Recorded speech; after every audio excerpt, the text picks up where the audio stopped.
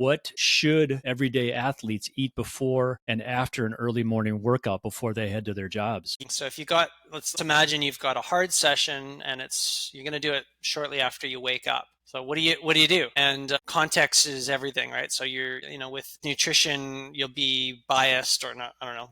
You'll have your own thoughts on what you normally do. But keep in mind, this is at least for me. I wouldn't want to necessarily hop on the bike with a whole bunch in my stomach if I was about to do a hard hit session before work. I just wouldn't. Why don't you? Imagine you had like a big breakfast, whatever it might be. You don't want blood flow being diverted to the stomach to have to digest it, because that's what it has to do, right? So you wouldn't want to say you had an early morning session at 6 a.m. You've woken up at maybe 5 and you're going to ride from 6 to 7, and then you got to get ready and whatnot, and then get in the car and go to work. Just imagine that's your scenario.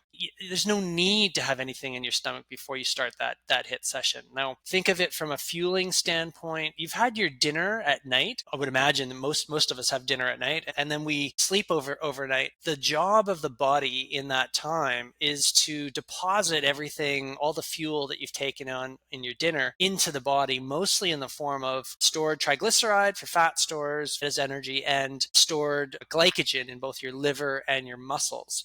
So you really have everything on board that you need for that hit session. You might want a little bit of central nervous system stimulant. You might want a little bit of coffee. You might want, if that's what your practice is, doesn't have to be coffee. It could be tea, or you might just want some water. I just don't think you need anything in your stomach per se, because it should actually distract you from your 1 hour workout. You just don't need anything for 1 hour. And a lot of people sort of say that, I think Mariana has said this before too, we fall into this trap of almost habit and believing that we need something in the system before we go and do that, whether it's something that's kind of sugary, and maybe you feel that because it lifts your central nervous system, and it heightens you up, and you feel you're getting something from that, but you really don't need it. And it's probably blunting adaptations that you want to have. You want to probably become a better fat burner. And if you don't have sugar on board, it's going to force you to be a better fat burner in those sessions. So that's the first question.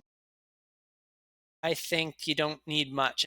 And I think Mariana gave a great example on this, where it's almost like a mental thing first. So just try and experiment with, either start with an aerobic session and then try to do a hit session and measure. We're all measuring things now too, right? Like, is your power any different than if you had your feed versus when you didn't?